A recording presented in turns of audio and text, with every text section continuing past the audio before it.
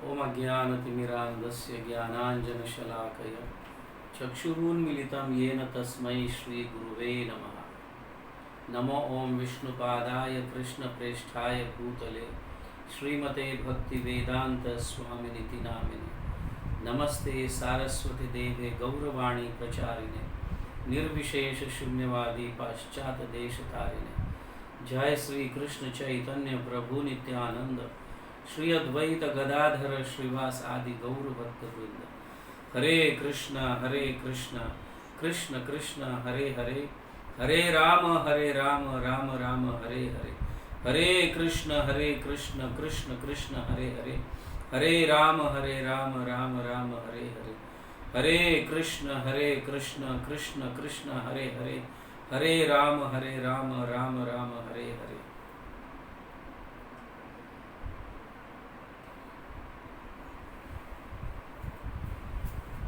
हरे कृष्णा।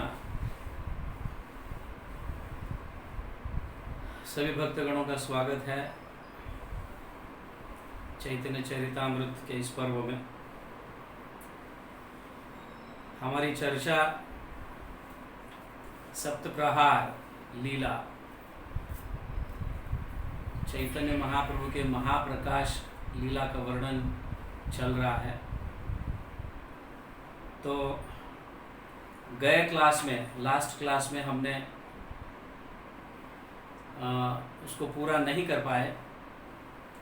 श्रीधर कोलोवेच्छा के उनके लीलाओं का या उनको जो भगवान आशीर्वाद दिए हैं और उनके भाव विभोर का हमने वर्णन किया। और मैंने ये भी कहा था, आप सभी को विनंती की थी कि श्रीधर कोलोवेच्छा के प्रार्थना को आप पढ़िए। वृंदावन दास ठाकुर बहुत सुंदर इसका वर्णन किए हैं और शायद नारद मुनि प्रभु ने भी आपको इसका PDF फाइल भेजे थे, शायद चैतन्य भागवत का। तो आई होप आप सब ने इस प्रार्थना को पढ़े होंगे। पढ़े हैं कि नहीं आप सब लोग? कि नहीं? कितने लोगों ने पढ़ा? एक ही व्यक्ति, दो। मैंने बताया था आप सबको कि इसको पढ़ने मात्र से कृष्ण प्रेम प्राप्त होता है। ये मैंने बताया था कि चैतन्य महाप्रभु कितने मतलब दयालु है कि इसको सिर्फ पढ़ने मात्र से हमें कृष्ण प्रेम प्राप्त होता है। फिर भी हमारी रुचि पढ़ने के लिए क्यों नहीं है, समझना। हालांकि ऐसा नहीं कि ये ग्रंथ को हमें खरीदना ही है, क्योंकि हमने PDF फाइल आपको ग्रुप में भेजा था, उसको सिर्फ पढ़ना ही था। पूरा एक हफ्ता था, उसे पढ़ना चाहिए। महाप्रकाश लीला जो है बहुत हमारे लिए चैतन्य महाप्रभु के सबसे मतलब अनेक लीलाओं में से सबसे महत्वपूर्ण या औदार्य जिसको कहा गया है कि भगवान अपने भगवत्ता को और अपने अपने भक्तों को अपने अपने भाव के अनुसार वो स्वरूप चैतन्य महाप्रभु दर्शन देते, वो स्वरूप में दर्शन देते हैं। किसी को राम में, किसी को विष्णु के रूप में, किसी को वराह के रूप में, किसी को कई रूपों में दर्शन देते हैं और उनको आशीर्वाद वचन भी दे रहे हैं।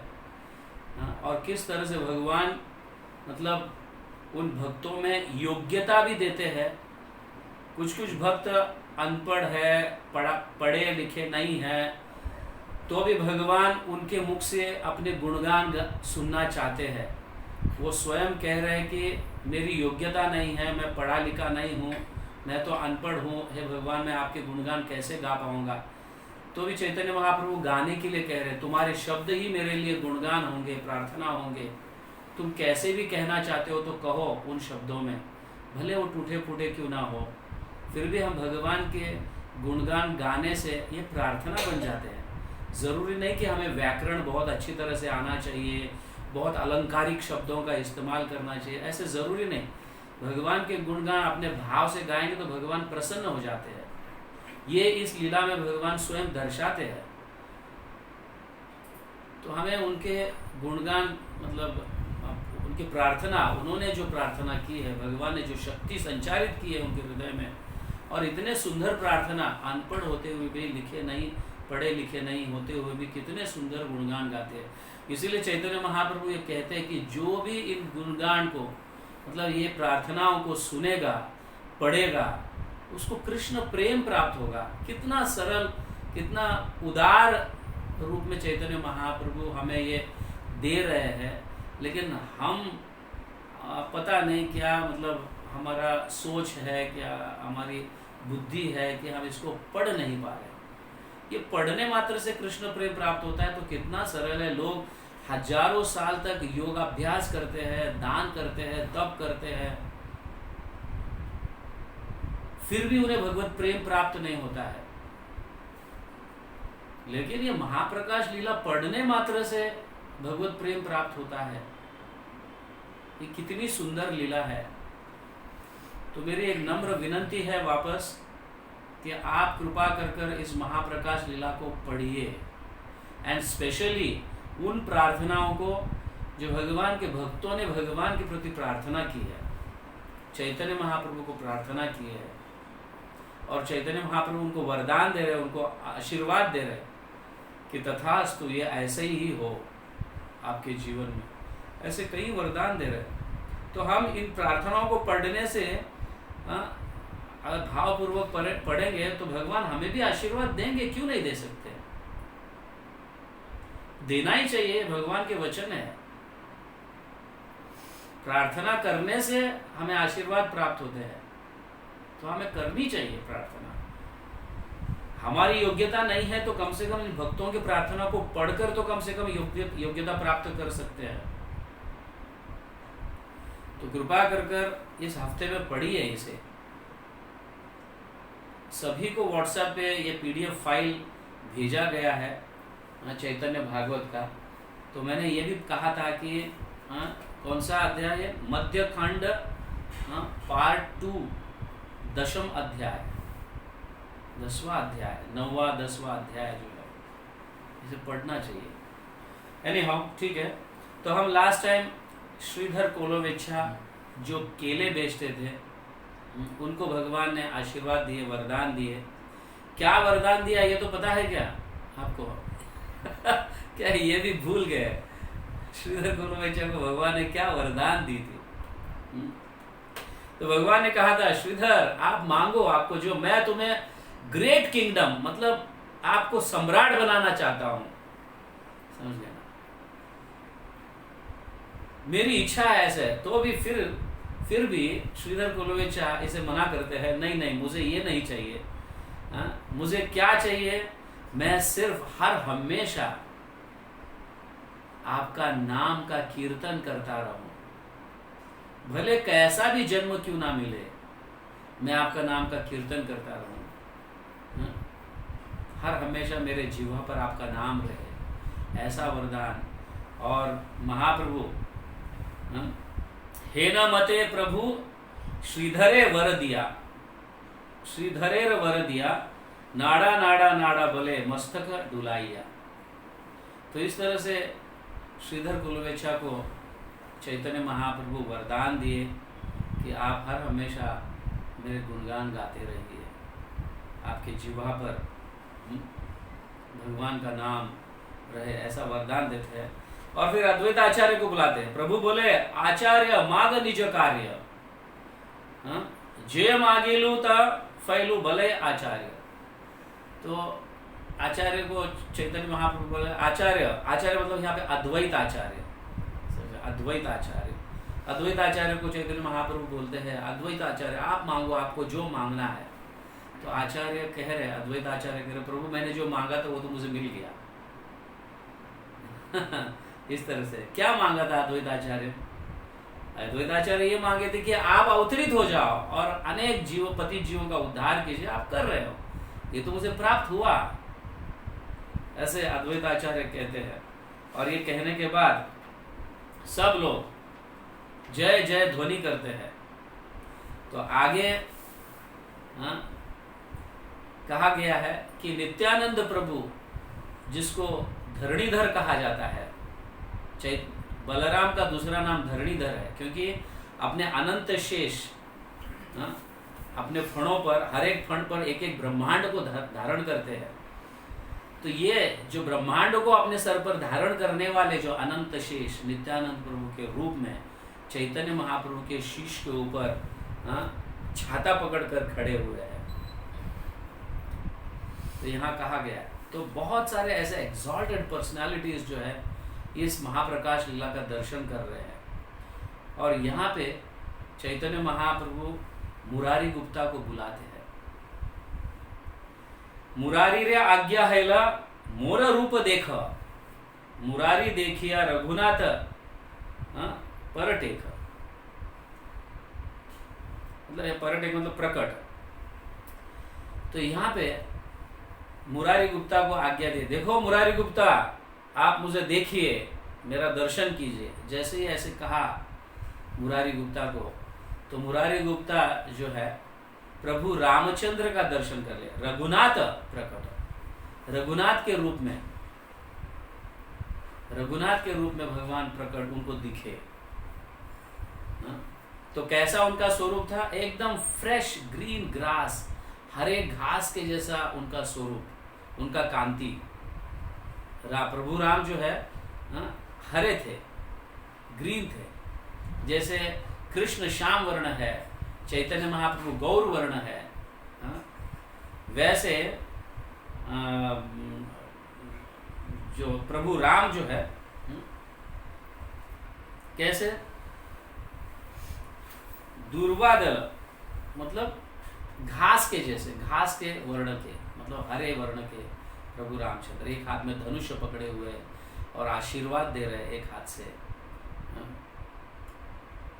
तुनीर में अनेक बाण है, और लेफ्ट साइड में सीता खड़ी है, राइट साइड में लक्ष्मण खड़े हैं।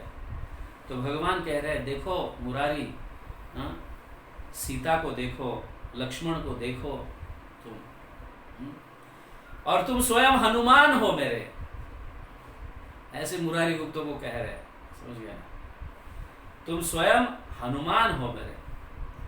और मुरारी गुप्ता देख रहे हैं प्रभु राम बैठे हुए हैं, लक्ष्मण है साइड में, इस साइड में सीता है, और स्वयं को भी जब देखते हैं तो हनुमान के रूप में देखते हैं, और थोड़ा ऐसे पीछे देखते हैं तो उनको पूंछ भी आया हुआ दिखता है मुरारी गुप्ता को उनके पीछे उनको पूंछ भी आया हुआ है, समझ गए? इस तरह से तो ये प्रभु मतलब विश्वम्भर जो चैतन्य महाप्रभु, विश्वम्भर जो है, इस तरह के भगवान श्री राम का दर्शन देते हैं मुरारी गुप्ता को। और मुरारी गुप्ता जो है चैतन्य महाप्रभु, आगे हम देखेंगे, चैतन्य महाप्रभु ये कहते हैं, मुरारी गुप्ता को चैतन्य महाप्रभु कई बार कहे थे कि मुरारी गुप्ता आप कृष्ण को, मुरारी गुप्ता राम के भक्त है, प्रभु राम के भक्त है मुरारी गुप्ता, हर हमेशा राम नाम उनके जिह्वा पर रहता था। तो चैतन्य महाप्रभु एक बार दो बार बोलते हैं कि आप राम की जगह कृष्ण का नाम जप करो, हरे कृष्ण कृष्ण कृष्ण हरे हरे, हरे राम राम राम हरे हरे, इस महामंत्र का जप करो। कृष्ण का भी नाम, कृष्ण पूर्ण पुरुषोत्तम है, प्रभु राम मर्यादा पुरुषोत्तम है, ऐसे लेने के लिए बोलते हैं। लेकिन वो स्वीकार तो करते हैं मुरारी गुप्ता, लेकिन वो जब भी कृष्ण का नाम लेते हैं हर हमेशा उनके जीवा पर राम का नाम रहता है, राम ही आते रहता है। तो एक बार मतलब चैतन्य महाप्रभु को बताते, प्रभु आपकी आज्ञा का पालन मैं नहीं कर पा रहा हूँ, आप कृष्ण का नाम लेने के लिए कहते तो मैं लेने जाता हूँ तो मेरे मुख से राम का नाम निकलता है। तब चैतन्य महाप्रभु स्वयं कहते हैं कि आप हनुमान हो, इसीलिए आप राम को भूल नहीं सकते, तो आपके जैसा शुद्ध भक्त कहाँ मिलेगा। ऐसे स्वयं चैतन्य महाप्रभु भी मुरारी गुप्ता को एक कहते हैं। तो मुरारी गुप्ता को जानते हैं चैतन्य महाप्रभु कि वो राम के भक्त है और वो स्वयं हनुमान है, इसलिए चैतन्य महाप्रभु इस महाप्रकाश लीला में मुरारी गुप्ता को प्रभु राम के दर्शन, सीता के और लक्ष्मण के दर्शन दिलाए, और स्वयं भी वो अपने आप को भी हनुमान के रूप में उन्होंने देखा। ये देखकर मुरारी गुप्ता मूर्छित गिर जाते हैं कि मेरे प्रभु राम प्रकट हुए, मुझे आज दर्शन मिला, कलयुग में मुझे राम का दर्शन मिला। मूर्छित हो जाते हैं और भगवान कहते हैं उठो उठो, उठो उठो, तुम्हारे प्राण को देखो। मतलब सुमित्रा के जो पुत्र है लक्ष्मण, जिनके लिए तुम पर्वत हाँ? गंधमदन पर्वत उठाकर लेके आए थे उनको बचाने के लिए, जड़ी बूटी लाने के लिए गए थे, उठाकर लेके आए थे उस पर्वत को। देखो तुम लक्ष्मण को, देखो यहाँ पे सीता है। तो दोनों को भी मुरारी गुप्ता प्रणाम करते हैं और रोने लगते हैं बहुत, क्योंकि मतलब उनको स्मरण होता है कि कैसे सीता माता को रावण उठा के लेके आ गया था और रामचंद्र और लक्ष्मण खोज रहे थे, कैसे रो रहे थे विरह में, ये सब। और सीता भी कितनी मतलब दुखी हुई होगी वहाँ पे रावण के यहाँ पे रहकर, अपने भगवान के मतलब अपने पति के विरह में, प्रभु राम के विरह में। ये सब सोचने लगते हैं मुरारी गुप्ता इस तरह से, और सोचकर रोने लगते हैं, और इसलिए भी रोने लगते हैं कि अब वो सभी को एकत्रित देख रहे हैं, समझिए ना, एकत्रित देख रहे हैं, माता सीता को, प्रभु राम को, लक्ष्मण को और अपने आप को, सबको एकत्रित, जस्ट लाइक वन फैमिली, ऐसे एकत्रित देख रहे हैं। और तो मुरारी गुप्ता ये सुनकर रोने लगते हैं, और उनके क्रंदन को, उनके रोते हुए मुखड़े को देखकर कई लोगों का हृदय पिघलने लगता है, और उनका भी हृदय मतलब वो भी मतलब आंसू बहाने लगते हैं। तो इस तरह से मुरारी गुप्ता को कहते हैं, मुरारी गुप्ता आप मांगो, आपकी क्या इच्छा है, आपको क्या क्या चाहिए बताइए। तो वो भी हरिनाम के गुणगान मैं गाते रहूं, यही आशीर्वाद मुझे दीजिए। मैं जहाँ पे भी अवतरित हूँ, जहाँ पे भी मैं जहाँ पे भी जन्म लूँ, बस आप मेरे साथ रहिए राम के रूप में, मैं राम को कभी नहीं भूलूं, ऐसा वो कहने लगते हैं। और हर हमेशा मैं आपके दास का दास बनकर रहूं, ऐसा आशीर्वाद दीजिए, ऐसे वो कहते हैं। तो भगवान जो है मतलब चैतन्य महाप्रभु विश्वम्भर जो है आशीर्वाद देते हैं तथास्तु बोल के। प्रभु बोले सत्य सत्य यही वर दिला, समझिए ना, हाँ हाँ मैंने दे दिया ये वर तुमको हर हमेशा के लिए। तो महा जय ध्वनि तत्क्षण हैला, सब लोगों ने ये वर चैतन्य महाप्रभु देने के बाद मुरारी गुप्ता को सब लोगों ने जय जय जय हरि बोल ऐसे बोलने लगे। तो इस तरह से चैतन्य महाप्रभु बताते हैं, ठाकुर चैतन्य बोले सुन सर्वजन, सुकृत मुरारी निंदा करे यही जन, कोटि गंगा स्नाने तारे नाही कर निस्तार, गंगा हरि नामे ताए करीबे संसार संहार। मुरारी गुप्ता की निंदा जो भी करता है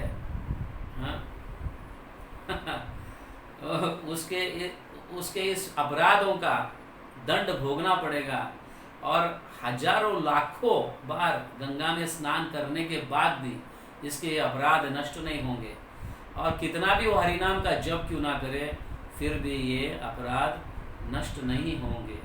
इसलिए मुरारी गुप्ता के प्रति कोई निंदा ना करे। और फिर मुरारी गुप्ता का उन्होंने वर्णन करते हैं। मुरारी गुप्ता हाँ से राम के भक्त तो है ही, लेकिन मुरारी गुप्ता मतलब गुप्त रूप में वो मुरारी को अपने हृदय में धारण कर रहे हैं, मतलब कृष्ण को अपने हृदय में वो धारण करते हैं गुप्त रूप में, इसीलिए उनका नाम मुरारी गुप्ता, ऐसे चैतन्य महाप्रभु कहने लगते हैं, समझिए ना। मुरारी विषय गुप्त इहार हृदय, मतलब मुरारी भगवान का नाम जो है मुरारी, हाँ वो गुप्त रूप में हृदय में धारण करते हैं, कृष्ण को हृदय में गुप्त रूप में वो धारण करते हैं, इसीलिए उनका नाम मुरारी गुप्ता है। एते के मुरारी गुप्ता नाम योग्य है, ऐसे कहा गया। तो आपका नाम ये एप्रोप्रिएट है, इस तरह से कहकर मुरारी गुप्ता के चैतन्य महाप्रभु बहुत गुणगान गाते हैं, मुरारी गुप्ता को संतुष्ट कर देते हैं। तो मुरारी गुप्ता को इस तरह से उन्होंने हरिनाम उनके जीवा पर जैसे श्रीधर कुलवेच्छा को दिया, उसी तरह से इन्हें भी प्रेमों में भक्ति प्राप्त होता है। तो आगे कहते हैं, हरिदास प्रति प्रभु सदय हैया, मोरे देख हरिदास भले धाक दिया। तो हरिदास को बोलते हैं, हरिदास देखिए मेरे इस रूप को। चैतन्य महाप्रभु मतलब सिंहासन पर बैठे हुए हैं चैतन्य महाप्रभु, महाप्रकाश लीला का दर्शन कीजिए, ऐसे वो कहते हैं। और आगे कहने लगते हैं कि आपके शरीर में और मुझ में कोई अंतर नहीं है।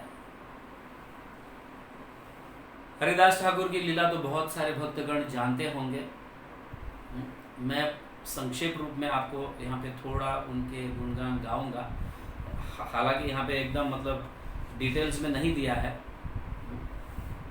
तो हरिदास ठाकुर जो है मुसलमान के कुल में जन्म लिए थे और बहुत ही उत्कृष्ट वैष्णव हरिदास, मुसलमान के कुल में जन्म लेते हुए भी वो हरि का नाम का जप करते थे, हरि का नाम का गुणगान गाते थे हरिदास। तो ये लोगों को पसंद नहीं था, दोनों तरफ, हिंदुओं को भी पसंद नहीं था और मुसलमानों को भी ये पसंद नहीं था कि हरिदास भगवान श्री कृष्ण के नाम का उच्चारण करता है। क्यों? क्योंकि मुसलमान लोग तो ऑब्वियसली हरिदास तो हमारे कुल में जन्म लिया है और फिर भी हिंदुओं के भगवान का नाम लेता है। ऐसे मुस्लिम लोग, मुस्लिम राजा ये सब कहते थे हरिदास तो हमारे कुल में, मुसलमान के कुल में जन्म लिया है, फिर भी हिंदुओं के भगवान का नाम लेता है, कृष्ण का नाम लेता है। इसलिए उसको तिरस्कार करते थे, उसको दूर करते थे, समाज में उसे मतलब लेते नहीं थे। और साथ ही साथ हिंदू लोग जो है, खास करके ब्राह्मणस जो है, वो ये कहते थे अरे ये तो मुसलमान के कुल में जन्म लेकर हमारे भगवान का नाम लेता है, छी छी। ऐसा कर कर हरिदास ठाकुर दोनों जगह से पीड़ित थे, सैंडविच हो जाते थे ऐसा। तो ये ब्राह्मण्स लोगों ने उस नवाब को कंप्लेन कर हरिदास ठाकुर को पिटवाया। ये लीला एक बहुत अपने आप में बहुत बड़ी लीला है, इसकी चर्चा हम हो सकता है तो गौर भक्त वृंद में एकदम डिटेल्स में चर्चा करेंगे। लेकिन 22 बाजारों में इन लोगों ने हरिदास ठाकुर को पिटवाया।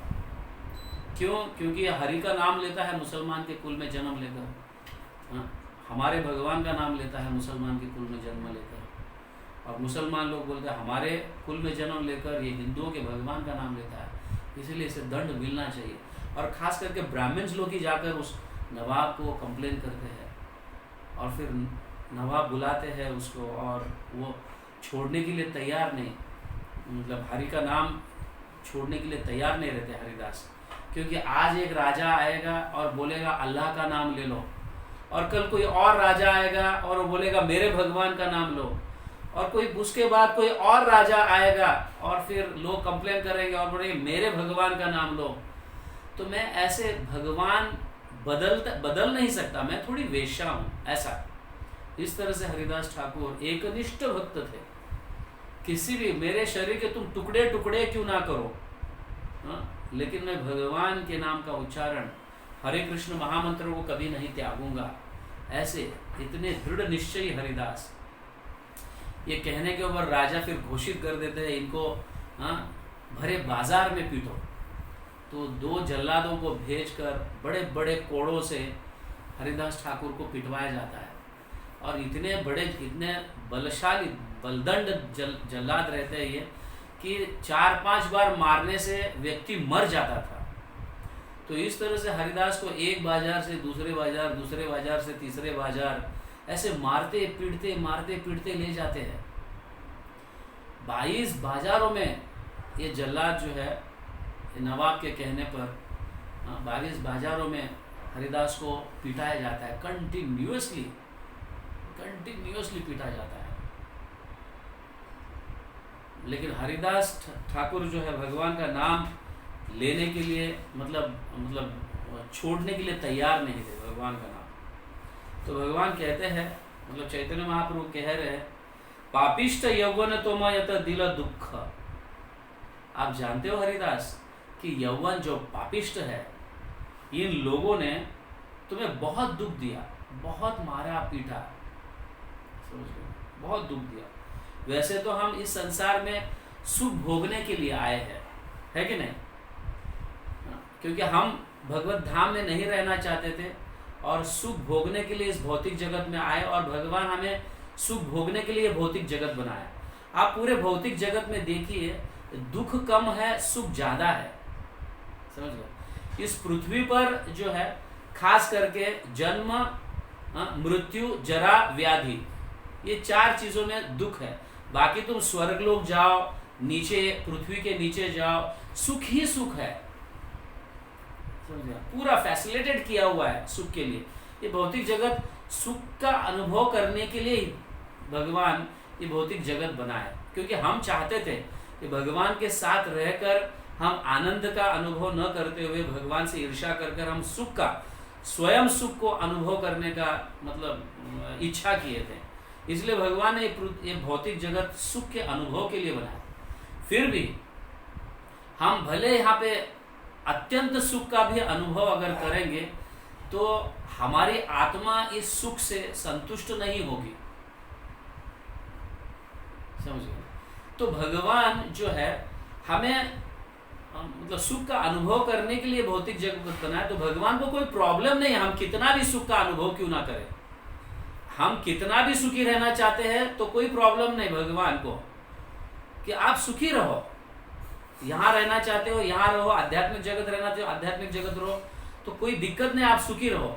लेकिन दूसरों को दुख देकर सुख का, ये भगवान सह नहीं सकते। दूसरों को दुख देकर खुद सुख का अनुभव करें, ये भगवान कभी सह नहीं सकते। आप ध्यान में रखिए, सुख मतलब सुखी रहने में कोई दिक्कत नहीं है भगवान को। You can enjoy as much as you want, but not at the cost of suffering others. ये भगवान सह नहीं सकते। तो भगवान के पास 4 ऐसे ये है, साम, दाम, दंड, भेद, समझे। तो भगवान साम मतलब इंस्ट्रक्शंस देकर, उपदेश देकर ये समझाना चाहते हैं, ये भौतिक जगत नो डाउट सुख के लिए बना हुआ है, आप सुख अनुभव। फिर भी आत्मा कभी संतुष्ट नहीं होगा इस सुख से जब तक वो आनंद का अनुभव नहीं करेगा। तो आनंद का अनुभव हम आध्यात्मिक जगत में ही कर सकते हैं, लेकिन कुछ जीवात्मा ऐसे हैं कि वो सुख का ही अनुभव करना चाहते हैं। इसीलिए भगवान फिर दाम देते हैं, ठीक है तुम्हें सुख का अनुभव करना है ना, तो इस दायरे में इस नियम का पालन कर आप सुख का अनुभव नित्य कर सकते हो। इस भौतिक जगत में आप रह सकते हो और सुख का अनुभव कर सकते हो। फिर भी जीवात्मा नियमों का पालन न करते हुए सुख का अनुभव करते हैं या किसी अन्यों को दुख देकर सुख का अनुभव करते हैं, तो फिर भगवान दंड देते हैं उनको, समझे। तो कभी उनका धन लूटकर, कभी दरिद्र बनाकर, कभी पैर तोड़कर, कभी हाथ तोड़कर, कभी अंधा बनाकर, कभी भी कोमा में छोड़कर, ऐसे दंड देते हैं भगवान, क्योंकि हम दूसरों को दुख देकर खुद को सुखी मतलब सुख का अनुभव करना चाहते हैं, सुखी बनना चाहते हैं। तो भगवान को ये बिल्कुल पसंद है, आप सुखी रहो, इसमें कोई चिंता नहीं है, इसमें कोई भगवान शक्ति कर मतलब ये नहीं करेंगे, समझ। लेकिन आप दूसरों को दुख देकर सुख का अनुभव करना चाहते हैं तो भगवान को ये पसंद नहीं। फिर भी इतना कहने पर भी अगर व्यक्ति दूसरों को दुख देकर ही सुख का अनुभव करना चाहते हैं तो फिर भगवान तब अपने चौथे इसको इस्तेमाल करते हैं, वो भेद। भगवान मतलब ऐसे व्यक्ति को भेजते तक भी नहीं कि वो भगवान का नाम ले या मतलब किसी तरह से भगवान के संबंध में जुड़ जाए। वो हर हमेशा के लिए नरक का अनुभव करेगा, हर हमेशा के लिए अन्य तुच्छ योनियों में जाएगा। तो ये है भगवान का ये नियम, साम, दाम, दंड, भेद। पहले साम उपदेश देते हैं कि यहाँ पे सुख का कितना भी अनुभव करो आप लोग, आप संतुष्ट नहीं हो पाओगे, इसलिए आप आ जाओ मेरे पास। तो ये साम इंस्ट्रक्शंस देकर भगवान बुलाना चाहते हैं। फिर भी कुछ जीव जो है नहीं जाना चाहते भगवान के पास, वो सुख का ही अनुभव करना चाहते। तो दाम मतलब ठीक है तुम्हें सुखी होना है तो इस तरह से सुखी हो जाओ, ये नियमों का पालन कर आप सुखी हो जाओ। फिर भी नहीं, ऐसा सुखी नहीं, हमें दूसरों को दुख देकर ही सुख का अनुभव करना है, तो तब भगवान दंड देते हैं। और फिर भेद मतलब एकदम दूर हटा देते हैं भगवान अपने आप से, अन्य तुच्छ योनियों में भेज देते हैं। सर्प कहो, इस तरह से बिच्छू कहो, ऐसे बना देते हैं इस तरह से। तो यहाँ पे हरिदास ठाकुर के भगवान गुणगान गा रहे कि ये यवनास जो है, ये पापी लोग जो है, आपको कितना दर्द दे रहे थे। यहाँ पे भगवान चैतन्य महाप्रभु हरिदास ठाकुर को याद दिला रहे, और हरिदास ठाकुर याद कर रहे थे। आप देखिए, ये चैतन्य महाप्रभु का आविर्भाव प्रकट होने के पहले के लीलाएं हैं ये सब, जिसको हरिदास ठाकुर सुनकर सत्य सत्य तो है, जो भी महाप्रभु कह रहे उनको कैसे पता चला?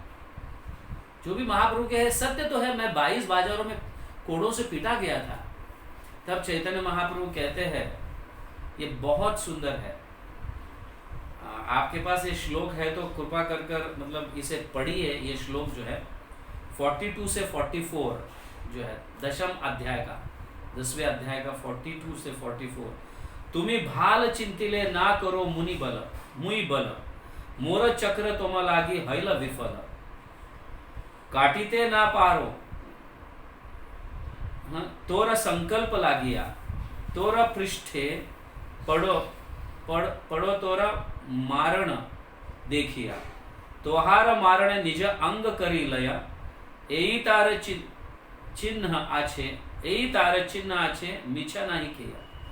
तो यहाँ कह रहे हैं हरिदास, आपको इतना पीटते हुए भी, आपको इतना ये यवन दुख दे रहे थे, हाँ, ये सारे जो दोनों पीट रहे थे आप, फिर भी आप हाथ जोड़कर मुझसे प्रार्थना कर रहे थे कि भगवान हे प्रभु इन्हें माफ कीजिए, ये अज्ञान है, ये नहीं जानते हैं, अज्ञान के वश में होकर वो मुझे मार रहे हैं, इसलिए इनका कोई दोष नहीं है, इन्हें माफ कीजिए। हाथ जोड़कर आप उनके तरफ से, मतलब उनको कोई दंड ना मिले, ऐसे आप हाथ जोड़कर मुझे कह रहे थे। हालांकि ये देखते हुए, आपको पीटते हुए देखकर तुरंत ही मेरे हाथ से चक्र निकल गया था, समझ गया ना, चक्र निकल गया, लेकिन वो भी क्या है, मतलब शक्तिहीन हो गया। जैसे ही आपके प्रार्थना को नजदीक आकर, जैसे आपके प्रार्थना को सुना उन्होंने चक्र ने, तो पूरा मतलब पावरलेस, शक्तिहीन हो गया ये चक्र। शक्तिहीन होने के उपरांत फिर मैं सह नहीं पा रहा था आपको ये मारते हुए देखकर, समझ गए। तो फिर मैंने क्या किया, आपके पीठ को ऐसे कवर किया, मैंने आपको आलिंगन देकर आपके पीठ को मैंने क्या किया, कवर किया, आपके पूरे शरीर को मैंने कवर किया, समझ गए। इस तरह से कह रहे हैं, तो उस तरह से दिखाते हैं, यही तार चिन्ह आछे, देखो तो अपना ऊपर का उपवस्त्र ऐसे खोलकर चैतन्य महाप्रभु पीठ ऐसे हरिदास ठाकुर को दिखा रहे पीठ, और पीठ को देखते हैं हरिदास ठाकुर, तो वहां पे कोड़ों के काले काले दाग दिखते हैं चैतन्य महाप्रभु के पीठ पर, कोड़ों के काले काले दाग, कई सालों से ऐसे, मतलब कई साल हुए उसको मारकर, ऐसा तो जैसे दाग में होते हैं ना, फ्रेश नहीं लेकिन पुराने दाग, ऐसे कोड़ों के पीटे हुए दाग, ये देखकर हरिदास ठाकुर बेहोश गिर जाते हैं, समझिए ना, कि किस तरह से चैतन्य महाप्रभु ने, किस तरह से भगवान ने मुझे बचाया। तो ये बहुत महत्वपूर्ण है यहाँ पे। तो यहाँ कृष्णदास कविराज कहते हैं, ज्वलंत अनल प्रभु भक्त लागी खाए, भक्तेर किंकर है आपन इच्छा है। भगवान जो है भक्तों को संतुष्ट देने के लिए, भक्तों को सुख प्रदान करने के लिए भगवान कुछ भी करते हैं, कुछ भी। भक्तों के लिए उन्होंने वृंदावन में पूरा अग्नि को पी लिया था, समझ गए, पूरे अग्नि को पी लिया था। और कभी कभी तो भक्तों को संतुष्ट करने के लिए भगवान स्वयं दास बन जाते हैं। तो यहाँ कृष्णदास कविराज ने, वृंदावन दास ठाकुर वृंदावन दास ठाकुर बताते हैं भगवान शुद्ध भक्तों के लिए कुछ भी करने के लिए तैयार है, कुछ भी, किसी भी तरह का। जैसे द्रौपदी को, जैसे ही भगवान को उन्होंने पुकारा तो भगवान स्वयं वस्त्र के रूप में प्रकट हुए और द्रौपदी के शरीर को ढक दिए। प्रहलाद भी भगवान का नाम लिए तो प्रहलाद को हर हमेशा बचाए। इस तरह से यहाँ पे वृंदावन दास ठाकुर कहते हैं कि भगवान कितने दयालु है, कितने दयालु है भगवान कि अपने भक्तों के लिए कुछ भी करने के लिए तैयार है।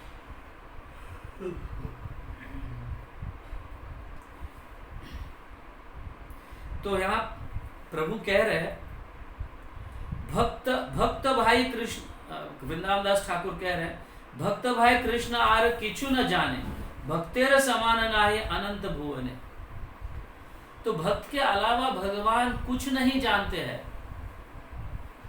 भक्त के अलावा भगवान कुछ नहीं जानते हैं, और भक्त के समान इस भुवन में और कोई है ही नहीं भगवान के लिए। इतना भगवान भक्तों के प्रति दृष्टि रखते हैं कि मेरे भक्त दुखी तो नहीं है, मेरे भक्त ऐसे पीड़ा तो नहीं है उन्हें, या हर हमेशा भक्तों के प्रति भगवान की आंखें वहां लगी रहती है भक्तों पर। आप सोचिए कि भगवान इतने दूर रहते हैं, हमें कौन देखेगा, भगवान देख रहे हैं क्या नहीं देख रहे हैं, या हमें पता तक भी नहीं है, ऐसा हम सोचने लगते हैं। लेकिन जरूर भगवान प्रत्येक भक्त के ऊपर नजर रखते हैं, अपनी आंखें डालकर रखते हैं।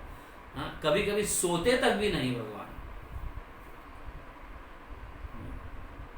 हर हमेशा आप देखिए भगवान, मतलब लक्ष्मी जी उनके चरण दबा रही है तो भगवान भक्तों का ध्यान कर रहे हैं, समझ गए। भगवान हर हमेशा भक्तों का ध्यान करते हैं, मेरा भक्त दुखी तो नहीं है, मेरा भक्त पीड़ित तो नहीं है कुछ। और हम सोचने लगते हैं कि भगवान हम जैसे भक्तों को क्या देख पाएंगे, इतने सारे लोग हैं, हमें क्या देखना। नहीं नहीं, भगवान कनिष्ठ भक्त को भी देखते हैं, मध्यम भक्त को भी देखते हैं, उत्तम भक्त को भी देखते हैं। नहीं, ऐसा नहीं है। तो यहाँ श्रीमद् भागवतम में एक सुंदर श्लोक आता है, मैं उसे पढ़कर सुनाऊंगा। अहम भक्त प्रधानी पराधीनो, अहम भक्त पराधीनो ही अस्वतंत्र इव द्विज। मैं भक्त के पराधीन हूं, मैं भक्त के कंट्रोल में हूं, मैं स्वतंत्र नहीं हो सकता। भगवान कह रहे हैं मैं स्वतंत्र नहीं हो सकता, मैं हर हमेशा मतलब भक्त के कंट्रोल में हूं। साधुवीर ग्रस्त हृदय भक्त भक्त जनप्रिय। इतना ही नहीं, मेरे भक्त के भक्त जो है, मेरे भक्त के भक्त जो है वो मुझे बहुत प्रिय है। भगवान ये कह रहे हैं शुद्ध भक्त के भक्त भी अगर हम बन जाए तो भी भगवान हमें प्रेम करते हैं, हम भगवान के प्रिय बन जाते हैं। भगवान तो ये भी कहते हैं श्रीमद् भागवतम में, मैं अपने आध्यात्मिक आनंद का अनुभव करता भी नहीं अगर मेरे भक्त नहीं है तो, मैं इसका आस्वादन भी नहीं करना चाहता। मैं मेरे भक्तों को छोड़कर मैं आध्यात्मिक आनंद का आस्वादन भी नहीं करना चाहता। ऐसे भगवान स्वयं कह रहे हैं।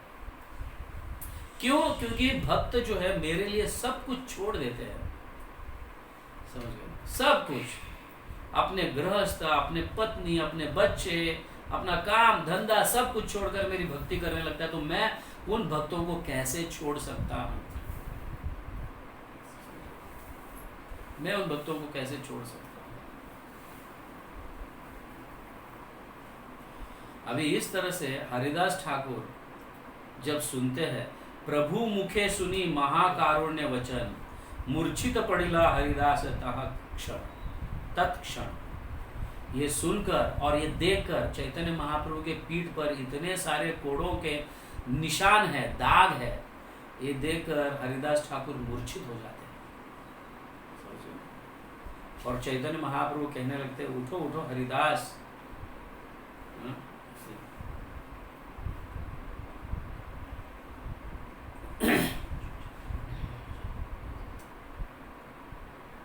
तो इस तरह से हरिदास जो है चैतन्य महाप्रभु के श्री चरणों में पढ़कर गिड़गिड़ा रहे, बापा विश्वम्भर प्रभु जगतेर नाथ, पातकी रे कर कृपा पढ़िल तो मात। मैं बहुत ही अधम पतित, मतलब मैं आउटकास्ट में जन्मा हुआ व्यक्ति हूँ।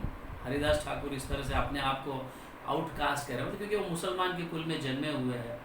लोग उनकी निंदा करते हैं कि तू मुसलमान का है, और मुस्लिम लोग भी उनकी निंदा करते हैं, तो हमारे मुसलमान होकर तो हरि का नाम लेता है।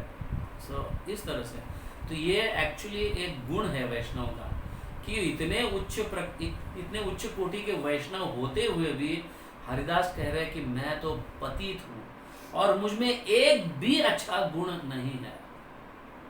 ये वैष्णव के गुण है कि वो अपने आप को कभी वैष्णव समझता ही नहीं, सबसे पतित ये समझता है। मुई की बलिबे प्रभु तुम्हारा चरित्र। आप मेरे मतलब आप गुणगान तो गाने के लिए मुझे कह रहे हो प्रभु, लेकिन क्या मैं योग्य हूँ आपके चरित्र के गुणगान गाने के योग्य मैं हूँ? हम देखते हैं जब चैतन्य महाप्रभु जगन्नाथपुरी में रहे थे और उनके साथ साथ हरिदास ठाकुर भी जगन्नाथपुरी में थे, लेकिन कभी वो मंदिर में प्रवेश नहीं किए। समझ गए? कभी मंदिर में प्रवेश नहीं किए हरिदास ठाकुर, क्योंकि वो म्लेच्छा यावन कुल में जन्म लिए थे। समझे? मुसलमान कुल में जन्म लिए थे, और चैतन्य महाप्रभु भी ज्यादा जबरदस्ती नहीं करते उनको। जस्ट टू एक एग्जाम्पलरी, मतलब एक एग्जाम्पल, एक उदाहरण स्थापित करने के लिए चैतन्य महाप्रभु कभी जबरदस्ती नहीं करते उनको। नहीं तो अगर हरिदास ठाकुर अंदर गए होते जगन्नाथ जी के दर्शन करने के लिए, तो आजकल बहुत लोग उठते। क्या मुसलमान नहीं थे हरिदास ठाकुर? वो उनको दर्शन करने के लिए अंदर भेजा था, क्या हम नहीं कर सकते? इस तरह से कई यवन कहते या कई विदेशी लोग कहते। तो चैतन्य महाप्रभु नहीं चाहते थे कि ये ऐसा हो, इसलिए हरिदास ठाकुर को जबरदस्ती नहीं करते। तो हरिदास ठाकुर ये कहने लगते हैं कि प्रभु मैं तो इतना तुच्छ हूँ जैसा दुर्योधन दुशासन। समझ गया? आपकी उपस्थिति में मैं भी जो है मैं आपका नाम नहीं ले सकता, आपका ध्यान नहीं कर सकता।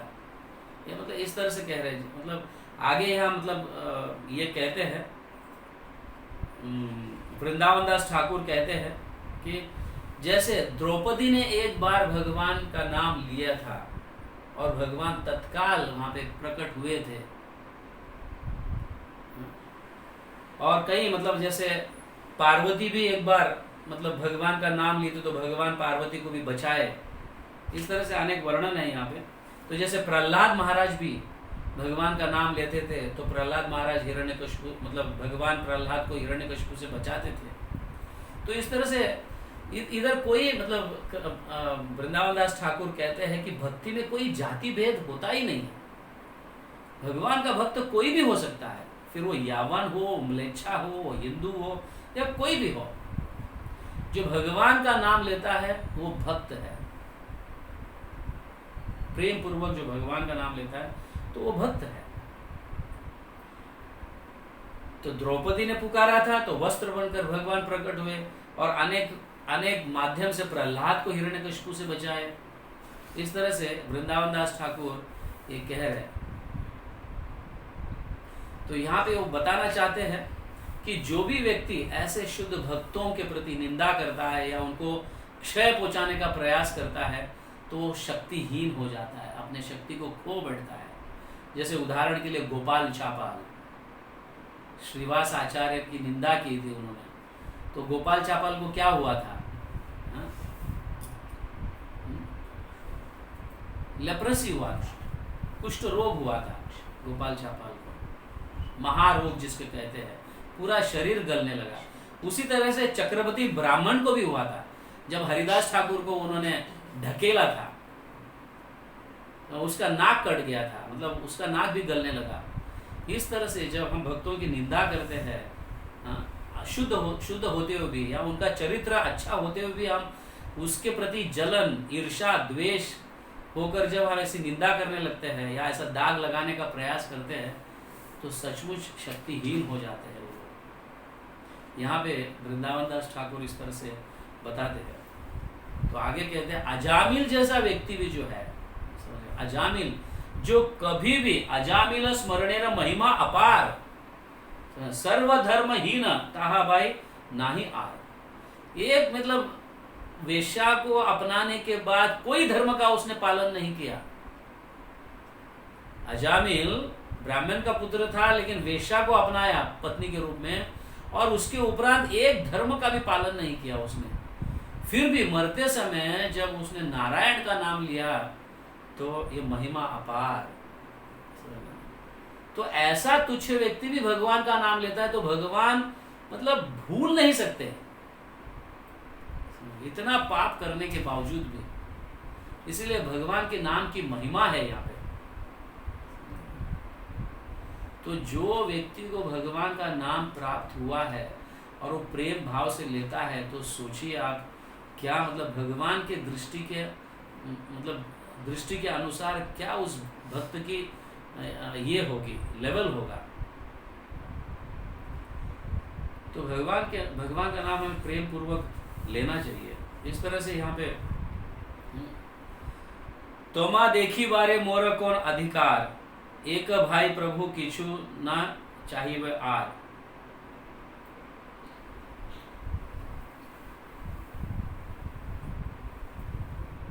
तो यहाँ पे कहा जा रहा है प्रभु आपका दर्शन करने की मेरी योग्यता भी नहीं है, फिर भी इतने दयालु है आप कि आप मुझे दर्शन दे रहे हो। हरिदास ठाकुर कह रहे हैं कि मेरी योग्यता नहीं है। अपने आप को इतना तुच्छ और नीच जाति का हरिदास ठाकुर मानने लगते हैं कि मेरी योग्यता नहीं आपकी दर्शन में, लेकिन आपकी दया तो देखो कि कितने दयालु है आप कि आप मुझे दर्शन दे रहे हो।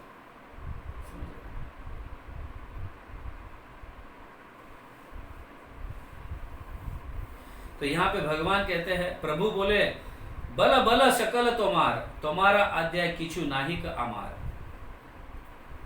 क्या चाहिए तुम मांगो हरिदास, बोलो बोलो क्या चाहिए तुम्हें। तो हरिदास अपने हाथ जोड़कर, हाँ मेरी कोई भी इच्छा नहीं है प्रभु, मेरी कोई इच्छा नहीं है ऐसा, लेकिन फिर भी आप कह रहे हो तुम्हें एक ग्रेट डिजायर, मेरे हृदय में एक बहुत बड़ी इच्छा है। समझ गए ना, क्या है वो इच्छा। देखो यहाँ पे मेरे हृदय में कोई इच्छा नहीं है, फिर भी एक बड़ी इच्छा है। अब यहाँ पे इच्छा नहीं है मतलब भौतिक इच्छाएं नहीं है, लेकिन बड़ी इच्छा है मतलब क्या इच्छा है, आध्यात्मिक इच्छा है।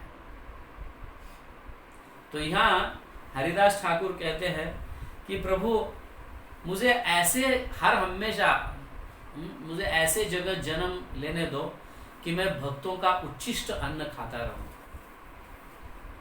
समझ गया, भगवान के भक्तों का उच्छिष्ट अन्न मुझे प्राप्त हो और यही मेरा धन संपत्ति होगा, ऐसे वो कह रहे हैं, यही मेरा धन हो। भगवान के उच्छिष्ट अन्न जो है, भक्त पद धूलि आर भक्त पद जल, भक्त भुक्त अवशेष तीन महाबल। ये चैतन्य चरितामृत में कहा गया है, बताया गया है। क्या है, भक्त पद धूलि, भक्तों के चरणों का धूल, भक्तों के चरणों का जल, पाद प्रक्षालन किया हुआ जल जिसको चरणामृत कहते हैं हम, ये। और क्या है, भक्त भुक्त अवशेष, मतलब भक्तों ने खाया हुआ उच्छिष्ट अन्न जो है, या महाप्रसाद, प्रसाद के रूप में, ये तीन महाबल है। और ये हरिदास ठाकुर बहुत अच्छी तरह से जानते हैं, इसलिए वो कह रहे हैं कि मुझे ऐसे भक्तों के घर में जन्म दो कि मैं हर हमेशा उनका उच्छिष्ट अन्न खाते रहूं। आई डोंट माइंड, वो यहाँ तक कहते हैं मुझे आप कुत्ता भी बनाओगे ना प्रभु तो भी मुझे कोई दिक्कत नहीं है, मैं कुत्ते के रूप में भी जन्म लूं तो मुझे कोई परेशानी नहीं है, लेकिन कुत्ता भी बनूं तो कहाँ पे बनूं, भक्त के घर में रहूं। ना वो खाकर फेंका हुआ जो है पत्ता उसे चाटूं, हाँ वो उच्छिष्ट अन्न को मैं खाऊं, ऐसे कहने लगते हैं हरिदास ठाकुर।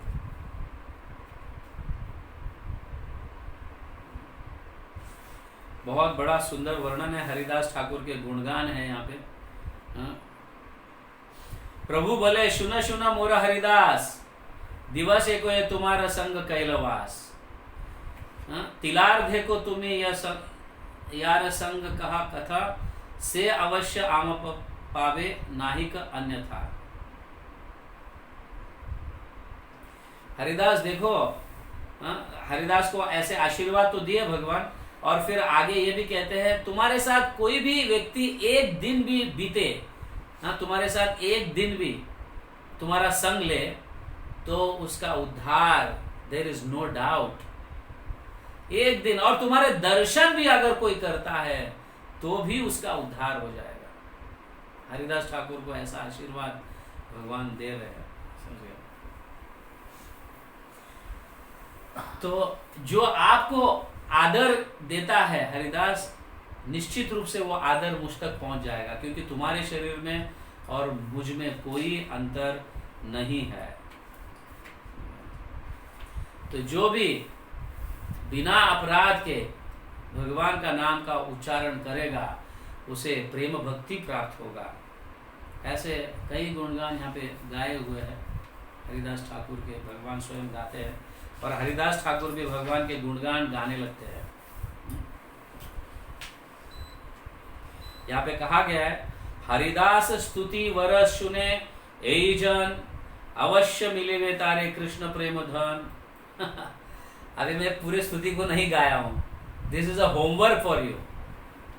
और हमेशा ये स्तुति मैं आपको होमवर्क के रूप में दूंगा, ताकि आप स्वयं हरिदास ठाकुर ने गाए हुए स्तुति, भगवान के गुणगान, श्रीधर कोलविच्छा ने गाए हुए गुणगान, ये आपको पढ़ना है। मैं इसलिए ये पूरा मतलब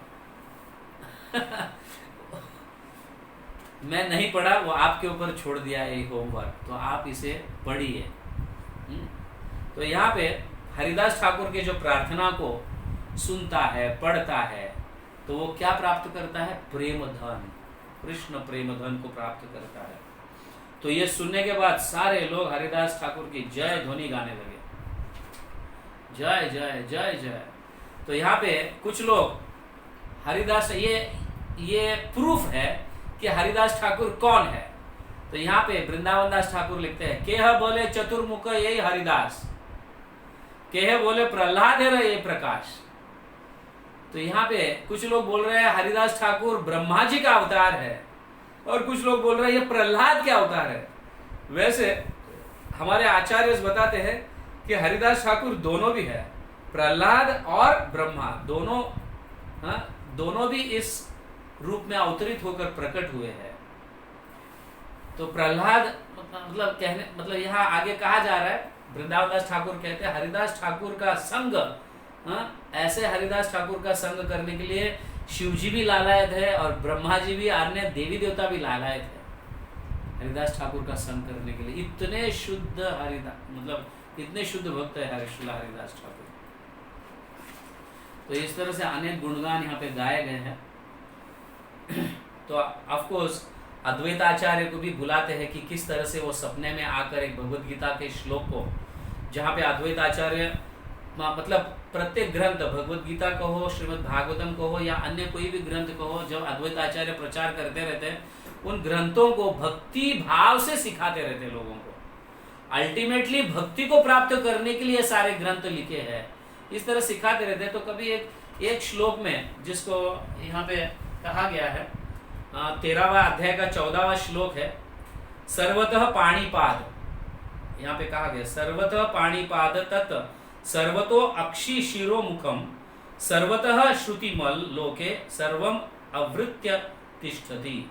इसका अर्थ है, हे भगवान, आपके हाथ पैर आंखें सभी जगह है।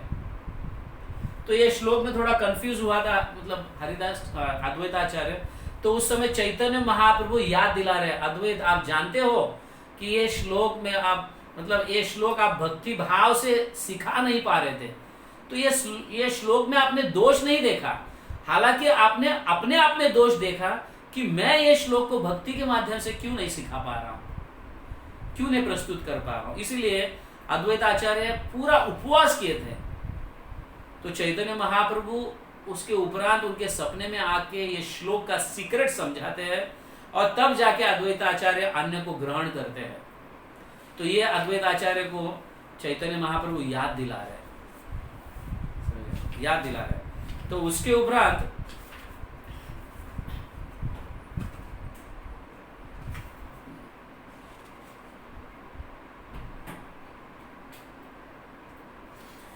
तो इस तरह से कई भक्तों को श्रीवास आचार्य, फिर बाद में गंगादास पंडित, श्रीधर कोलोविच्छा,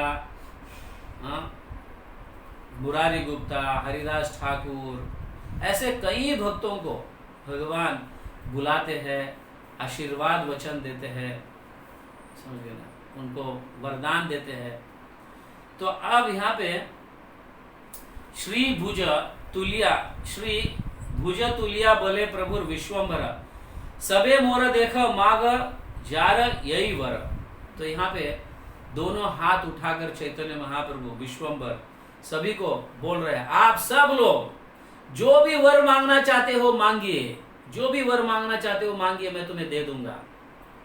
ऐसे चैतन्य महाप्रभु अपने हाथों को ऊपर उठाकर सबको कह रहे हैं, मांगो मांगो, जो वर मांगना चाहते हो मांगो। तो यहाँ पे केह बोले मोरा बापे ना देह आसी बारे, तार चित्त भला होगा देह यही वरे। तो मेरे पिताजी जो है मुझे भक्तों का संग करने नहीं देते प्रभु। तो आप मेरे पिताजी का हृदय परिवर्तन कीजिए हे प्रभु। इस तरह से अभी ये सारे भक्त एक एक नहीं बोल रहे थे, सभी लोग एक ही साथ चैतन्य महाप्रभु के सामने बैठकर सभी भक्त एक ही साथ वर मांग रहे थे। ऐसे नहीं कि सभी भक्तों को मांगने के लिए जब चैतन्य महाप्रभु ने कहा सब भक्त लोग जो वर मांगना है वो मांगो, तो एक भक्त उठा और वर मांगा, दूसरा भक्त उठा और वर मांगा, तीसरा भक्त उठा और वर मांगा। ऐसे नहीं हुआ वहां पे। कैसे हुआ? सब भक्त ने एक ही साथ उच्चारण किए।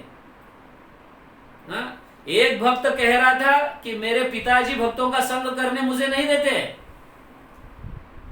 तो आप उनका हृदय का परिवर्तन कीजिए प्रभु, ऐसा वर मुझे दीजिए।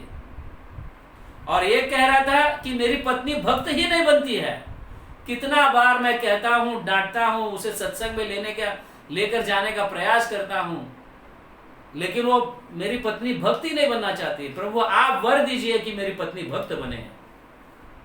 तो कोई अपने बेटे के लिए मांग रहा था इस तरह से, मेरा बेटा हर हमेशा मोबाइल में ही रहता है, जब देखो तब मोबाइल ही करते रहता है, तो आप कृपा करके उसे वर दीजिए कि वो भक्त बने। हमारे बच्चे आजकल मोबाइल ही देखते हैं।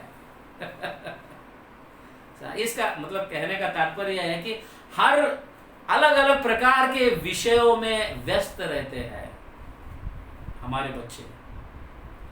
यहाँ पे एक बाप कह रहा है कि मेरा बेटा हर जगह अलग अलग विषय में व्यस्त रहता है, कभी ये देखता है तो कभी वो देखता है, तो कभी वहां जाता है तो कभी वहां जाता है, कभी वो लेके आता है कभी ये लेके आता है, अपना समय ऐसा ही खो देता है। एक बात सीखने जैसी है यहाँ पे कि देखो, जिसके पास समय है उसके पास पैसा नहीं है, और जिसके पास पैसा है उसके पास समय नहीं है। कभी कभी बहुत रेयरली देखने मिलता है जिसके पास पैसा भी है और समय भी है, लेकिन फिर भी इन दोनों में व्यक्ति पैसे को चुनता है और अपना समय बर्बाद करता है। ये बहुत मतलब समझने जैसी बात है। तो समय जो है ये बहुत महत्वपूर्ण है। समय एक बार व्यर्थ गया तो वापस नहीं आता है, लाखों करोड़ों रुपए देने के बाद भी। इसलिए पैसे से ज्यादा महत्व जो है वो समय है। तो यहाँ मतलब ऐसा कहा जाता है कि जिसके पास पैसा है उसके पास समय नहीं है, और जिसके पास समय है उसके पास पैसा नहीं है। बहुत रेयर है जिसके पास समय भी है और पैसा भी है। पर देखो, अजब की बात यह है कि दोनों होते हुए भी वो पैसे को इंपॉर्टेंस देता है, समय को नहीं। हालांकि एक क्षण भी गंवाने से इतना सारा पैसा देने के बाद भी वो समय नहीं आता है। वो किस लिए? क्योंकि अज्ञान में होने के कारण उसे समय का महत्व पता नहीं चलता। फिर इसीलिए वो पैसे को ज्यादा महत्व देता है।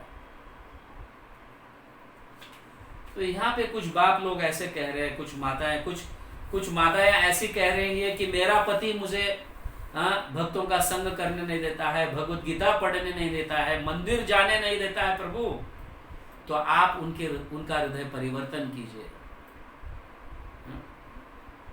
तो कुछ गुरु ऐसे कहने लगते हैं कि ये शिष्य मेरा आगे बढ़ता ही नहीं है प्रभु, कितना मैं पीछे लगता हूं उसके, ये शिष्य आगे बढ़ना ही नहीं चाहता है, तो उसका हृदय परिवर्तन कीजिए। तो कुछ शिष्य ऐसे कहने लगते हैं प्रभु मेरे गुरु को सद्बुद्धि दीजिए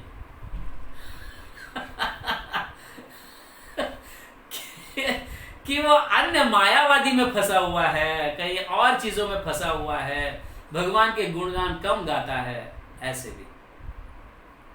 तो यहाँ पे हर एक जो सामने चैतन्य महाप्रभु के सामने जो बैठे हुए भक्त है, हर एक भक्त एक साथ आवाज करते हैं और चैतन्य महाप्रभु एक एक आवाज को, अभी 2 ही कान है वहां पे चैतन्य महाप्रभु के, और सारे आवाजों को ऐसा लग रहा है कि हर एक भक्त का निजी अपने दोनों कानों से सुन रहे हैं। समझिए, निजी मतलब पर्सनली हर एक भक्त, हालांकि सारे भक्त एक साथ बोल रहे हैं, लेकिन उस भक्त को लग रहा है ऐसा, सामने बैठे हुए भक्त को ऐसा लग रहा है कि प्रभु मेरी बात सुन रहे हैं। इतना अद्भुत लीला है ये, और सारे भक्त भी इसका आस्वादन किए, इसका दर्शन किए। क्या दर्शन किए? कि चैतन्य महाप्रभु मेरी बात को सुन रहे हैं। समझ गए ना? इसका दर्शन किए। हजारों भक्त बैठे हैं सामने, हजारों भक्त एक ही साथ कह रहे हैं, और एक एक भक्त को ऐसा लगने लगा कि प्रभु मेरी बात सुन रहे हैं और मुझे वरदान दे रहे हैं, तथास्तु, ऐसा ही हो, ऐसा ही हो, ऐसा। कितनी अद्भुत लीला है ये चैतन्य महाप्रभु की। सारे लीलाओं में ये मेरा पर्सनल अगर कहे तो मुझे ये लीला बहुत पसंद है, क्योंकि यहाँ पे चैतन्य महाप्रभु अपने सारे अवतारों का दर्शन दिए हैं। यही एक जगह बैठकर जिस भक्त को जिस भाव से जिस रूप में इष्ट देव में आपको प्राप्त करना है, उन भक्तों को वैसे वैसे दर्शन भगवान चैतन्य महाप्रभु दे रहे हैं। अब सभी को तो भगवान मांगने के लिए कहा, सभी को आशीर्वाद दे रहे हैं, वरदान दे रहे हैं भगवान, लेकिन श्रीवास आचार्य देख रहे हैं मुकुंद दत्त, मुकुंद दत्त एक कोने में बैठे हुए छिपकर, लेकिन चैतन्य महाप्रभु उसको नहीं बुला रहे। हालांकि मुकुंद दत्त चैतन्य महाप्रभु के एकदम निकट के भक्त है। मुकुंद दत्त ऐसे गाते थे कि भक्त लोग जो है, कितना भी पाषाण उनका हृदय क्यों ना हो, वो पिघल कर आंसुओं के रूप में बाहर आ जाता था। वो हृदय में जो भाव है, आंसुओं के रूप में प्रकट होकर भाव। चैतन्य महाप्रभु भी मुकुंद दत्त के गान को सुनकर, कीर्तन को सुनकर इतना संतुष्ट, इतना आनंदित होते थे। अब यहाँ पे क्या हुआ? मुकुंद दत्त, क्या उसने ऐसा अपराध किया है प्रभु कि उसको आप बोल तक भी नहीं रहे हो, पूछ भी नहीं रहे हो? श्रीवास आचार्य यहाँ पे कहने लगते हैं, श्रीवास बोले न सुन जगतेर नाथ, मुकुंद की अपराध करे लतो मात। तुम्हारे चरणों में मुकुंद दत्त ने क्या अपराध किया प्रभु? आप तो जगन्नाथ है, आप क्यों उनको भूल रहे हो? मुकुंद सभी के प्राण है, सभी के प्रिय है, और मुकुंद जब गाता है तो सब लोग उसके गान को पसंद करते हैं, उनके कीर्तन को पसंद करते हैं। इस तरह से श्रीवास आचार्य मुकुंद के प्रति इस तरह से उनके गुणगान गाकर चैतन्य महाप्रभु को याद दिला रहे हैं कि प्रभु उनके ऊपर कृपा करो ना, क्यों नहीं कर रहे हो? तो प्रभु बोले, हे ना वाक्य कभू ना बलीवा, ऐसा वापस कभी ना बोलो। ये तो चैतन्य महाप्रभु बहुत उनके ऊपर गुस्सा हो जाते हैं। ऐसा कभी मत बोलो, तुम कभी भी मुकुंद दत्त के बारे में मुझे ये मत बोलो। मुकुंद दत्त क्या करता है? एक हाथ में तृण लेता है, जैसे दांतों में तृण पकड़कर हम कितना विनम्र का प्रदान मतलब प्रकट करते हैं अपने आप को। तृणादपि सुनिचेन तरोरपि सहिष्णुना मानी न मान देना कीर्तनीय सदारी।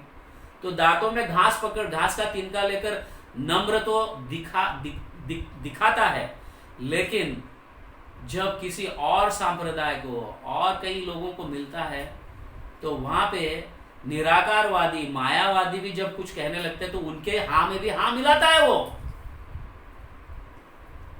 इस तरह से मुझे छड़ी लेकर पीटता है वो। ऐसा एक दांतों में तिनका पकड़कर नम्रता तो दिखाता है सामने आकर, लेकिन पीछे जो है मुझे छड़ी लेकर पीटता है, मायावादी का संग करता है। तो इस तरह से मुकुंद दत्त सुनकर बहुत दुखी हो जाते हैं। तो श्रीवास आचार्य कहने लगते हैं, प्रभु तुम्हारी शक्ति को कौन पहचानेगा? आप कितने सारे लोगों के अपराधों को माफ किए हैं, क्या आप मुकुंद दत्त के अपराधों को माफ नहीं कर सकते? अगर ऐसा किया है तो क्यों नहीं कर सकते, क्या नहीं? तो श्रीवास आचार्य के नज़दीक मतलब श्रीवास आचार्य मतलब वापस मुकुंद दत्त के पास जाते हैं। तो तब मुकुंद दत्त को बताते हैं कि प्रभु को बोलो कि मुझे मतलब वो मेरे मतलब मुझे सामने आने को मना कर रहे हैं, कब मुझे वो दर्शन देंगे, कब मैं उनके सामने आऊँगा या कब वो मेरे सामने आकर मुझे दर्शन देंगे। श्रीवास आचार्य को विनंती कर मुकुंद दत्त जब कहते हैं, और ये चैतन्य महाप्रभु सुनकर बोलते हैं कि मुझे करोड़ों जन्मों के बाद मैं उसे दर्शन दूंगा, करोड़ों after millions and millions of birth उसे मैं दर्शन दूंगा। ऐसे कहने के बाद मुकुंद दत्त ये सुनते हैं और नृत्य करने लगते हैं खुशी होकर। ओ हो, करोड़ों जन्मों के बाद क्यों ना हो, प्रभु मुझे दर्शन देंगे, प्रभु मुझे अपनाएंगे, प्रभु मुझे अपनाएंगे। ये सुनकर ऐसे नृत्य खुशी खुशी से नृत्य करने लगता है मुकुंद दत्त, खुशी से नृत्य करने लगते हैं, बहुत नाचने लगते हैं, जय जय गाने लगते हैं, जय हो गौर सुंदर की जय हो, जय विश्वम्बर की जय हो, इस तरह से गाने लगते हैं। और ऑफकोर्स चैतन्य महाप्रभु ये सुनते हैं। सुनने के बाद श्रीवास आचार्य को बोलते हैं, जाओ मुकुंद दत्त को लेके आओ तुरंत ही लेके आओ, बोलते हैं मैं उसे दर्शन दूंगा, अभी दूंगा दर्शन। तो यहाँ हमें यह समझना चाहिए, सीख लेना चाहिए कि हमें भगवान की कृपा किसी भी रूप में क्यों ना मिले, हमें उदास नहीं होना चाहिए। समझ गए? किसी भी रूप में क्यों ना मिले भगवान की कृपा, भले वो भगवान क्रोधित होकर क्यों ना कहे, प्रेम से क्यों ना कहे, या किसी भी रूप में कैसे भी भगवान क्यों नहीं, हर हमेशा हम उस कृपा को अपनाना चाहिए। जो भी रूप में हमको कृपा मिले भगवान की, उसे अपनाना चाहिए, क्योंकि जो भी होगा वो हमारे भले के लिए होगा। भगवान ने मुझे ऐसा डांटा, मुझे इन्होंने ये कहा वो कहा, गुरु ने मुझे ऐसे कहा।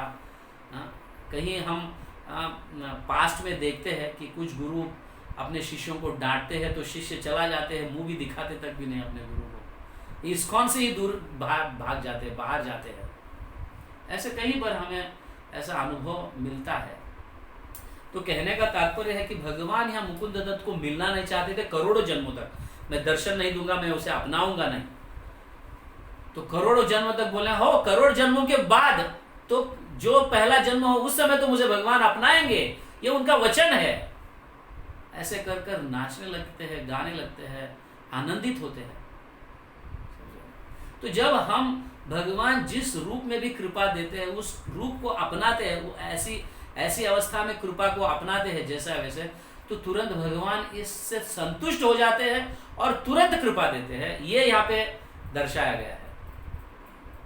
वृंदावन दास ठाकुर कहते हैं, जैसे ही चैतन्य महाप्रभु ने ये सुना, ओ मुकुंद दत्त गा रहे हैं कि भगवान मुझे अपनाएंगे, करोड़ों जन्मों के बाद क्यों ना हो मुझे अपनाएंगे, मुझे ठुकराए नहीं भगवान, लेकिन मुझे अपनाएंगे जरूर करोड़ों जन्मों के बाद। जब इस रूप से वो गाने लगे तो चैतन्य महाप्रभु तुरंत ही कृपा बरसाए, तुरंत ही, जाओ मुकुंद दत्त को लेके आओ। और चिल्ला रहे महाप्रभु, मुकुंद दत्त तुम आ जाओ। लेकिन मुकुंद दत्त नृत्य में इतने मग्न हो गए कि सुन नहीं पा रहे थे महाप्रभु क्या कह रहे हैं, महाप्रभु मुझे बुला रहे हैं, ये सुन नहीं पा रहे थे। इतने नृत्य में आनंद में व्यस्त हो गए थे वो। और श्रीवास आचार्य जाते हैं और अन्य भक्त जाते हैं, मुकुंद दत्त प्रभु को मुकुंद दत्त को खींचकर चैतन्य महाप्रभु के पास लेकर आते हैं। चैतन्य महाप्रभु ने ऐसे कहा, तुम्हें अभी आने के लिए कहा। तो जैसे ही चैतन्य महाप्रभु के पास मुकुंद दत्त जाते हैं, तो मुकुंद चैतन्य महाप्रभु के पैरों में गिरकर, मुकुंदे देखिया प्रभु हासे विश्वंभर, आज्ञा हैला मुकुंदेर आनह सत्वर। यहाँ पे मुकुंद दत्त को बुलाया, तो फिर वहां पे वो बेहोश गिर जाते हैं मुकुंद दत्त, और पूरे पूरे आंगन में लोटपोट करने लगते हैं। जैसे ही भक्त लोग चैतन्य महाप्रभु के पास लेकर आते हैं और दर्शन जैसे ही चैतन्य महाप्रभु का मुकुंद दत्त को हो जाता है, तो इतने खुश हो जाते हैं कि मतलब पूरा आंगन में लोटपोट करते हैं। ऐसा पूरा आंगन में लोटपोट करते हैं, उनको अपना भान ही नहीं रहता है। तो तब चैतन्य महाप्रभु कहते हैं, उठो उठो मुकुंद अमार, तिलेर देखा अपराध नाही को तुम्हार। जैसे ही तुमने सभी के चरणों का धूल आपके शरीर को लग गया, अभी तिल तक का भी अपराध तुम्हारे इसमें नहीं है, तुम्हारे भाग में नहीं है। क्योंकि लोटपोट किए ना, पूरे आंगन में मुकुंद दत्त लोटपोट किए। जहां जहां महाप्रभु के भक्त नृत्य कर रहे थे, पूरे आंगन में लोटपोट किए और उनके धूल को उनके शरीर को लगाया, अपने शरीर को। तो तुरंत ही तिलेर देखो, मतलब तिल के इतना अपराध भी अब तुम्हारे पास नहीं है, ऐसे भगवान कहने लगे। तो कोटि जन्म पाइबा है बलिमा आमी, तिलेर देख सब तहा गुछाएला तुम्हें। एक क्षण में आपने सारे अपराधों को नष्ट कर दिया। समझ गए ना? कैसे एक क्षण में नष्ट? मैंने तो कहा था कि मैं करोड़ों जन्मों के बाद तुम्हें मिलूंगा, तुम्हें अपनाऊंगा, लेकिन तुम सारे अपराधों को एक क्षण में नष्ट कर दिया। कैसे नष्ट कर दिया? हा? क्योंकि जैसे कृपा मिली वैसे ही कृपा आपने अपनाया और आनंद हुए और लोटपोट करने लगे। इस तरह से कई वैष्णव के चरणों के धूल आपको लग गए और आपके सारे अपराध नष्ट हो गए। और यहाँ पे देखो चैतन्य महाप्रभु कहते कि मैं तो जोक कर रहा था आपको, ऐसे भी कह रहे भगवान तुम कभी अपराध नहीं कर सकते मुकुंद, मैं तो सिर्फ तुम्हारी परीक्षा ले रहा था, तुम्हारा जोक कर कर। मैं ये सिखाना चाहता है सभी भक्तों को,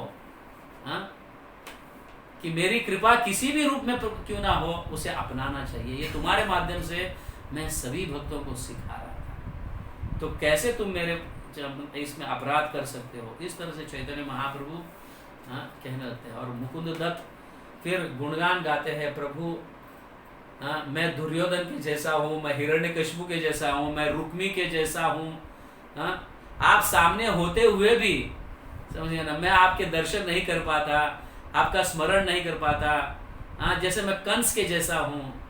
समझिए ना, इस तरह से मुकुंद दत्त बहुत सारे ऐसे मतलब महाप्रभु के गुणगान गाते हैं, अपने मतलब अपनी नम्रता को व्यक्त करते हैं कि मैं कितना हीन हूँ। इस तरह से मुकुंद दत्त को भी चैतन्य महाप्रभु जो है, तो यहाँ कहते हैं मुकुंदेर भक्त मोर बड़ा प्रियकारी। मुकुंद दत्त की भक्ति जो है मुझे बहुत प्रिय है। यथा गाओ तुम्हें तथा आमी अवतारी। तो यहाँ उनको वरदान क्या देते हैं चैतन्य महाप्रभु की, जहां जहां मैं अवतार लूंगा मुकुंद दत्त, तुम वहां पे आओगे, मेरे साथ मेरा संग प्राप्त करोगे और मेरे गुणगान गाते रहोगे। इतना बड़ा वरदान मुकुंद दत्त को देते हैं। देखो क्या वरदान दिया चैतन्य महाप्रभु ने, कि मैं जहां जहां अवतरित रहूंगा तुम मेरे साथ रहोगे और मेरे गुणगान गाओ, मेरे कीर्तन करते रहोगे। कितना बड़ा वरदान है ये, बहुत सुंदर वरदान मुकुंद दत्त को देते हैं।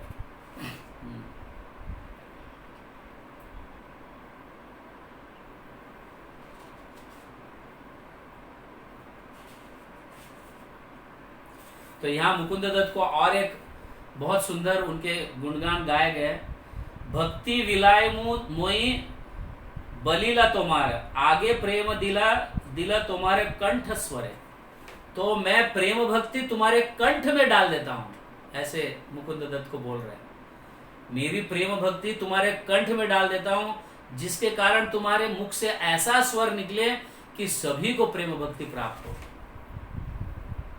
कितना बड़ा वरदान है ये मुकुंद दत्त को दिए चैतन्य महाप्रभु, समझ गए। तो यहाँ कहते हैं एखाने एखाने है मोरा अवतार, तथा गायन तुम्ही है व अमार। तुम गाने के लिए मेरे साथ अवतरित होगे जहां जहां मैं अवतार लूंगा। इस तरह से कहकर ये होता है। और आगे चैतन्य महाप्रभु जो है नारायणी को बुलाते हैं, नारायणी।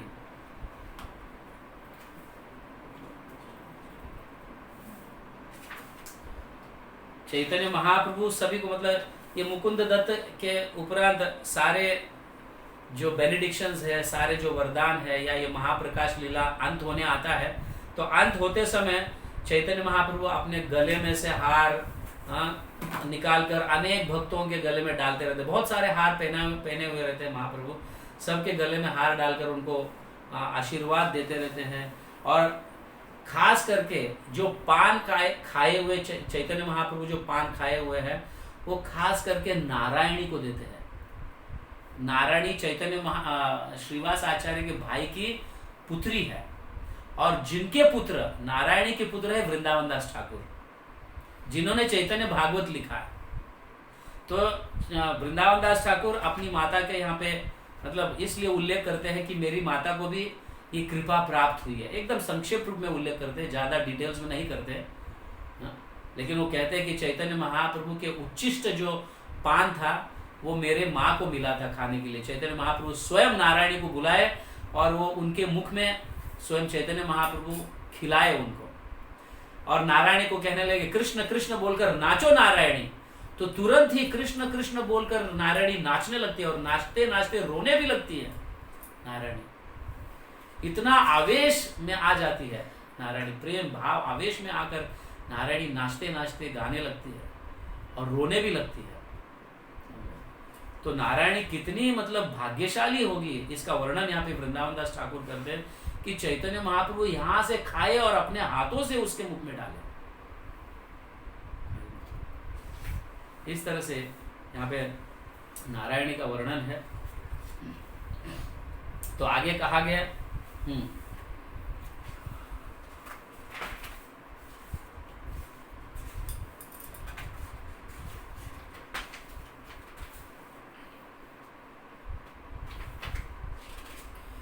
तो इस तरह से चैतन्य महाप्रभु श्रीवास आचार्य के आंगन में ऐसा महाप्रकाश का लीला करते हैं। तो यहाँ पे कहा गया है श्रीवास आचार्य कितने बड़े भाग्यशाली होंगे जिनके आंगन में चैतन्य महाप्रभु ये महाप्रकाश की लीला की है।